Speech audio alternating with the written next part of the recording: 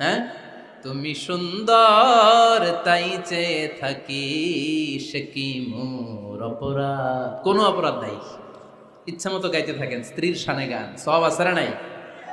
তবে শুধু স্ত্রীকে শোনানো যাবে, ভাবিরে শোনানো যাবে, শালীরে শোনানো যাবে, পাশের বাড়ির কাউরে শোনানো যাবে?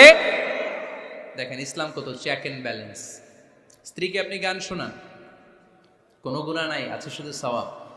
সারাদিন এই মহিলাটা ফজরের পর থেকে উঠে ঘর গুছায়, মশারিগুলো খোলে, বিছানা পরিষ্কার করে, বাচ্চাদেরকে ক্লিন করে, স্কুলের টিফিন রেডি করে দেয়, বাচ্চাদেরকে স্কুলে যেতে দেয়, আপনার জন্য খাবার রেডি করে, কাপড় ধোয়, ঘরের সবাইকে দেখভাল করে। একদিনও আপনি তার এপ্রিসিয়েশন করলেন না। এরকম ডাকাইত স্বামী আছে না নাই?